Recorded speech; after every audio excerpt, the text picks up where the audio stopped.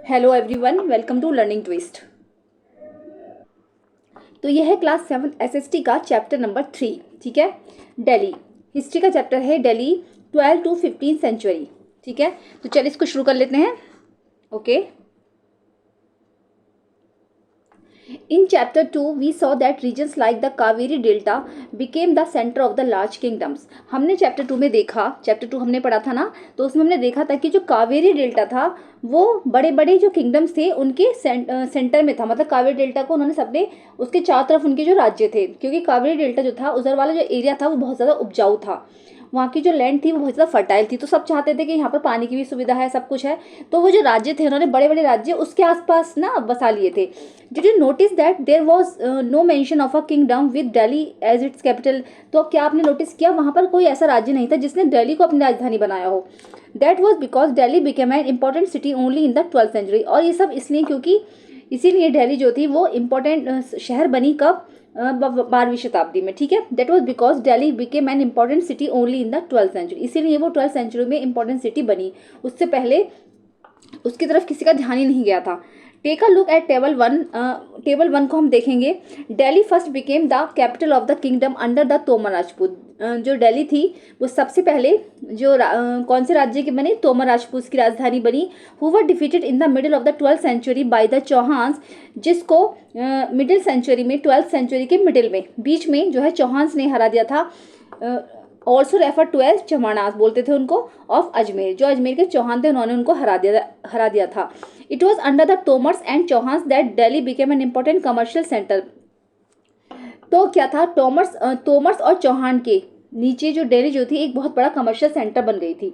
ठीक है, दो के पास थी, चौहान्स के और तोमर्स के। ठीक है, तो that Delhi became an important commercial center. Okay, many rich Jaina merchants lived in the city and constructed several temples. बहुत सारे जैनी जो थे वहाँ पर, जो जैनी व्यापारी थे वो लोग भी वहाँ पर रहते थे और उन्होंने बहुत सारे वहाँ पर मंदिर वगैरह भी बनवाए। क्वाइंस मिंटेड हेयर, यहाँ पर जो क्वाइंस भी बने, called Dehliwal, had of wide circulation, जो कि व्यापार में बहुत ज़्यादा काम आए। वो इधर उधर जो बहुत ज़्यादा सर्कुलेट किए गए, जिनको कहा जाता था धेलीवाल। ठीक है, coins minted here called Dehliwal, had of wide circulation. Okay, चलिए। The transformation of Delhi into a capital that control vast areas of the subcontinent started with the foundation of the Delhi Sultanat in the beginning of the 13th century. ठीक है, तो दिल्ली का जो transformation हुआ, जो capital के रूप में वो उभर के सामने आई, तो क्या था, उसका बहुत बड़े एरिया पे कंट्रोल था दिल्ली का। दिल्ली सल्तनत जो थी उसका बहुत बड़े एरिया पे कंट्रोल था in the beginning of the 13th century की शुरुआत में। Take a look at table 1 again and identify the 5 dynasties that together made the Delhi Sultanate. आप जो है टेबल 1 को दोबारा से देखिए और उसमें ऐसी 5 डायनेस्टीज नोट कीजिए जिन्होंने साथ साथ मिलकर जो है दिल्ली सल्तनत बनाई। ठीक है, चलते देखते हैं। देखो, सबसे पहले जो आई थी राजपूत डायनेस्टीज थी। ठीक है, कौन सी थी, राजपूत डायनेस्टीज। तो इसमें जो थे तोमर्स थे, अनंगापाला। ठीक है, ये जो थे 1130 में इनका जन्म हुआ, 1145 में इनकी डेथ हुई। ठीक है, अर्ली 12th सेंचुरी 1165 इनका शासनकाल रहा था इतना।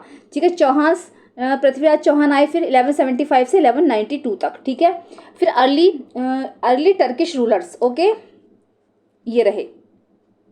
तो इनके जो ये जो चला 1206 से लेकर 1290 तक, कुतुबुद्दीन ऐबक थे इसमें, शमशुद्दीन इल्तुतमिश, रजिया, गयासुद्दीन बलबन। ठीक है, तो इन सब के आप देख लेना कि किसका कब तक चला। तो कुतुबुद्दीन ऐबक जो थे उनका 1206 से 1210 तक, शमशुद्दीन इल्तुतमिश 1210 से 1236 और रजिया 1236 से 1240 और गयासुद्दीन बलबन 1266 से 1287 तक, ऐसे रहा था इनका।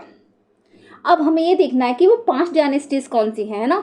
तो यहाँ से शुरू होती हैं। अर्ली टर्किश रूलर्स थे एक थी खलजी डायनेस्टी, है ना। 5 ये हैं जिन्होंने सबने मिलकर दिल्ली सल्तनत बनाई।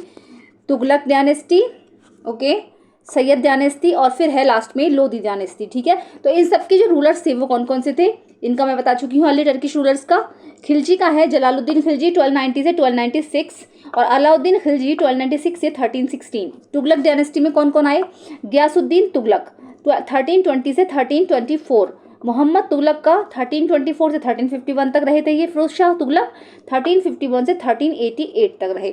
फिर आए सैयद डायनेस्टी, खिज्र खान 1414 से 1421 तक। लोधी डायनेस्टी बहलोल लोदी, ठीक है, इसमें कौन थे, बहलोल लोदी थे। 1451 से 1489 तक इन्होंने यहाँ पर रूल किया, ठीक है। तो ये 5 थी जिन्होंने मिलकर एक दिल्ली सल्तनत की स्थापना की थी, ठीक है। चलिए आगे देख लेते हैं।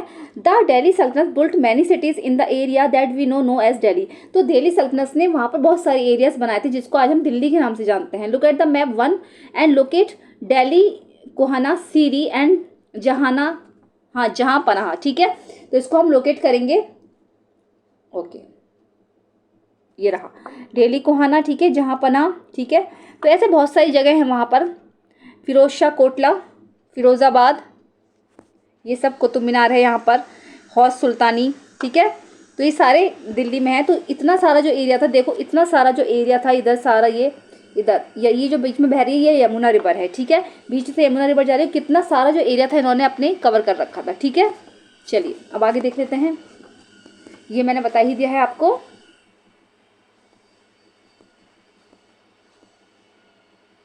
Understanding Delhi under the sultan, सुल्तान के अंडर जो दिल्ली थी उसको समझने की कोशिश करते हैं। तो हिस्टोरीज आर नोन एज तारीख, सिंगुलर बोलते हैं तारीख, और तवारीख बोलते हैं प्लूरल इन पर्शियन, ये पर्शियन लैंग्वेज में बोले जाते हैं। The language of administration under the Delhi सल्तनत, तो दिल्ली सल्तनत के अंदर जो एडमिनिस्ट्रेशन में जो लैंग्वेज बोली जाती थी वो थी पर्शियन लैंग्वेज। तो पर्शियन लैंग्वेज में हिस्टोरीज जो थी, हिस्ट्रीज जो थी उसको जाना जाता था तारीख के नाम, तारीख अगर सिंगुलर है तारीख, और अगर प्लूरल है तो तवारीख वर्ड है इसका। The authors of the tawarikh were learned man, जो तवारीख के जो ऑथर्स थे, जो तवारीख के जो लेखक थे वो आदमियों को सबसे अच्छा मानते थे। उसमें सारे आदमी ही आदमी थे, जैसे कि सेक्रेटरीज थे, उनके एडमिनिस्ट्रेटर्स थे, पोएट्स और कोर्टियर, इसमें सभी जो थे सब जेंट्स थे। Who both recounted events and advise rulers on governance emphasising the importance of just rule, जो कि अपने जो राजा था उनका उनके साथ रहते थे, उनके मतलब सिर्फ उन्हीं के शासन पे भरोसा करते थे, उन्हीं के साथ कि यहाँ यही न्याय करते हैं, रूलर्स को वो एडवाइस करते थे, तो सारे जो थे वो उनके साथ रहते थे, ठीक है। तो the circle of the justice, अब जस्टिस का जो सर्कल था ये क्या है, फ़कीर, हाँ Fakhr Mudabbir wrote in the 13th century, 13th century में जो फ़कीर मुदब्बिर ने लिखा, a king can not survive without soldier, उनका कहना था कि एक राजा जो था उनका, उन्होंने लिखा था ये लेख, आर्टिकल जो लिखा तो उसके बारे में है कि एक राजा जो है वो कभी भी बिना सोल्जर्स के सर्वाइव नहीं कर सकता, मतलब सोल्जर्स उसके साथ है तभी वो जीत सकता है। And soldiers can not live without salaries, और सोल्जर्स जो होते हैं वो बिना सैलरीज के नहीं जीत सकते क्योंकि उनको सैलरीज भी मिलनी है। Salaries come from the revenue collected from peasant, और सैलरीज कहाँ से आती थी, जो किसानों की जो लैंड होती थी उनसे जो रिवेन्यू कलेक्ट किया जाता था उससे उनको सैलरी दी जाती थी। But peasants can pay revenue only when they are prosperous and happy, लेकिन पीजेंट तभी रिवेन्यू दे सकते थे जब वो प्रॉस्पेरस और खुश होंगे। This happens when the king promote justice and honest governance, इसीलिए राजा ने वहाँ पर जो है जस्टिस और ऑनेस्ट गवर्नेंस को प्रमोट किया। Keep the following additional details in mind, अपने दिमाग में थोड़ी सी चीज़ें रखिए, जैसे कि नंबर 1 है the authors of the tawarikh lived in cities, तो तवारीख के जो लेखक थे वो जो है शहरों में ही रहते थे, अधिकतर मेनली दिल्ली में ज़्यादा रहते थे। And hardly ever in villages, और कभी कभी अगर देखा जाए तो थोड़े बहुत जो थे वो गाँव में भी रहते थे। They often wrote their stories for sultan in the hope of rich reward, और वो सुल्तान की कहानियाँ लिखते थे, सुल्तान के बारे में अपनी जो है रिटर्न में लिखते थे, पर्शियन लैंग्वेज में उनको बताते थे, सुल्तान की तारीफ़ें करते थे, और सिर्फ जो है बड़े बड़े इनाम की आशा में, कि उनको सोचते थे कि भाई हमें बड़े बड़े इनाम दिए जाएंगे, इसलिए वो तारीफ़ें करते थे। These authors advise rulers on the need to preserve an ideal social order based on birth right and gender distinction, तो ये जो ऑथर्स थे ये उनको जो रूलर्स जो थे उनको एडवाइस करते थे कि जो ये सब कुछ है उनको एक आइडियल मानते थे राजा को अपना, है ना, और कहते थे कि बर्थ राइट और जेंडर डिस्टिंक्शन के हिसाब से होना चाहिए, जैसे कि राजा का बेटा है तो वही राजा बनना चाहिए, या फिर जेंडर डिस्टिंक्शन, जैसे कि अगर कोई मर्द है तो वो औरत से ज़्यादा है, मतलब कि वहाँ पर जो है मैन को ही महत्वपूर्ण भूमिका दी जाती थी, कि मतलब आदमी है यही कर सकता है राज्य, कोई जो रानी है रानी नहीं बनती थी उस समय में, कि आदमी जितने अच्छे से राज्य चला सकता है औरत नहीं चला सकती। तो जेंडर डिस्टिंक्शन के हिसाब से कार्य होना चाहिए, उनका कहना था, और बर्थ राइट के हिसाब से होना चाहिए। There ideas were not shared by everybody, उनके जो आइडियाज़ थे वो हर एक के साथ शेयर नहीं किए जाते थे। इन 1236 सुल्तान इल्तुतमिश डॉटर, फिर क्या हुआ 1236 में सुल्तान इल्तुतमिश की डॉटर, मतलब लड़की उनकी, रजिया बिकेम सुल्तान, वो सुल्तान बनी, ठीक है, रजिया बनी सुल्तान। द क्रोनिकलर ऑफ द एज, उस एज के जो क्रोनिकलर थे, क्रोनिकलर कौन होते हैं, जो कि हिस्ट्री के इवेंट्स को ऑर्डरली लिखते हैं, बताते हैं कि इस अर्ली एज में ये हुआ, इसमें ये हुआ, Minhaj us Siraj recognise that she was more able and qualified than all her brother. उनका कहना था, मिनाज उस सिराज का कहना था कि वो जो थी बहुत ज़्यादा क्वालिफाइड थी अपने ब्रदर्स की अपेक्षा, मतलब उनके अंदर ये एबिलिटी थी कि वो रानी बन सकते हैं, but he was not comfortable at having a queen as ruler. लेकिन वो बताते हैं कि वो एक लेडी को जो है अपना रूलर नहीं बनाना चाहते थे। Nor were the nobles happy at her attempts to rule independently. और ना ही जो वहाँ के नोबल्स थे, जो बड़े बड़े अमीर लोग होते थे, रिच लैंडलॉर्ड्स होते थे, तो ना ही वो उनको रानी के रूप में देखना चाहते थे, है ना। वो नहीं चाहते थे कि ये स्वतंत्र होकर शासन करें। She was remove from the throne in 1240। इसीलिए उनका जो थ्रोन था, उनका जो मुकुट था, उनका जो ताज था, वो 1240 में हटा दिया गया। रानी तो बनी थी वो, लेकिन जो है उनका हटा दिया गया था। What Minhaj Siraj thought about Raziya. Minhaj Siraj जो थे, उनका रजिया के बारे में क्या थॉट था, क्या चाहते थे वो। What order important female rulers of India did.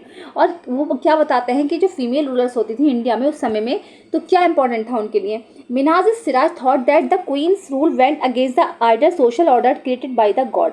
उनका कहना था, मिनाज सिराज का कहना था कि अगर कोई रानी शासन करेगी, कोई रूल कर रही है, क्वींस रूल कर रही है, तो वो जो भगवान के बनाए हुए, भगवान ने जो सृष्टि की रचना करी, क्रिएटेड बाय गॉड, जो भगवान ने सृष्टि की रचना करी है, उसके खिलाफ जाती है ये चीज़। In which women were suppose to be subordinate to man. जिसमें कि ये दिखाया गया है कि औरत जो है वो आदमी से आगे नहीं जा सकती, कि और मतलब औरत को आदमी का दासत्व ही स्वीकार करना होगा। सबऑर्डिनेट बन सकती है वो मैन की, लेकिन मैन को अपना सबऑर्डिनेट नहीं बना सकती।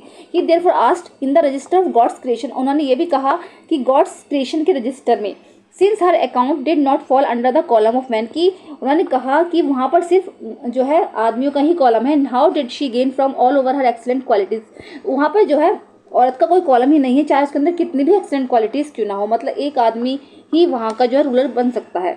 On her inscription and coins Raziya mentioned that she was the daughter of sultan Iltutmish. अपने इंस्क्रिप्शंस में और उन्होंने कॉइन्स में मेंशन किया था कि रजिया जो थी वो सुल्तान इल्तुतमिश की डॉटर थी। This was in contrast in to the queen Rudrama Devi. और दूसरी तरफ क्या हो रहा था, एक बात और सामने आई, जो क्वीन रुद्रमा देवी थी 1262 से 1289 तक उन्होंने वहाँ पर शासन किया। Of the Kakatiya dynasty of Warangal. Warangal की काकातीय डायनेस्टी में उन्होंने शासन किया। Part of the modern Andhra Pradesh, जो कि अब मॉडर्न आंध्र प्रदेश का पार्ट है। Rudrama Devi change her name on her inscription and pretended she was a man. Rudrama Devi ने अपना नाम भी चेंज कर दिया, है ना, और उन्होंने अपने आप को ऐसे दिखाया कि जैसे कि वो मैन है। वहाँ के इंस्क्रिप्शन पे जो उन्होंने ये छपवाया कि वो एक मैन है। उन्होंने अपनी पहचान मतलब बिल्कुल गुप्त रखी। अनदर क्वीन और दूसरी रानी थी डिड्डा, रूल्ड इन कश्मीर। 980 से 1003 तक रहा था उनका। हर टाइटल इज इंटरेस्टिंग। उनका टाइटल काफ़ी इंटरेस्टिंग था।